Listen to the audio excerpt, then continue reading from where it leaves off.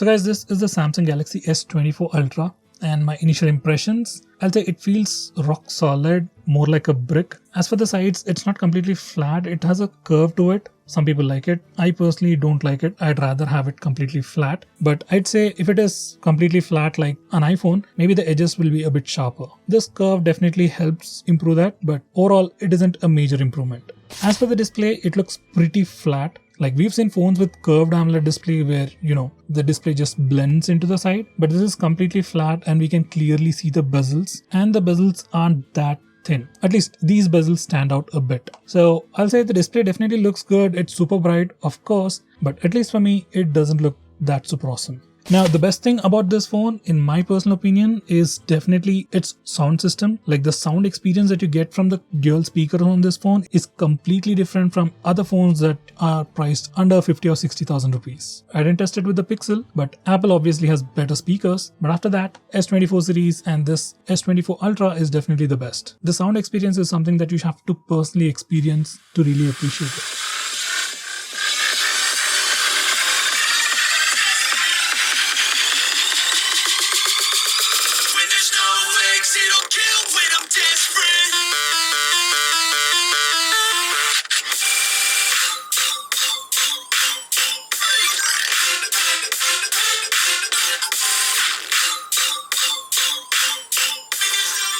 Did I mention about the cameras? Yeah, cameras are pretty good, they're super snappy, and it does take some great pictures.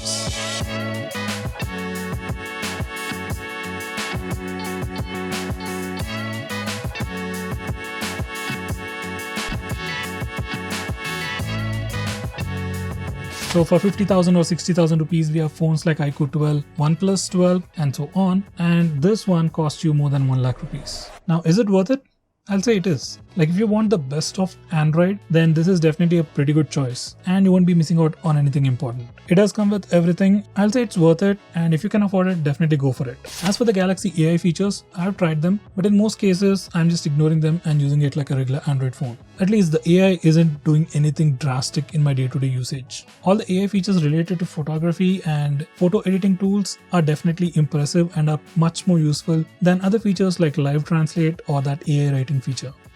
For me, there isn't anything super AI about it. It's just a super powerful Android phone. That's it. And there isn't much difference between this phone and the S23 Ultra. So if you already have a S23 Ultra or even a S22 Ultra, then you can definitely skip this device and wait for a much better one, maybe next year.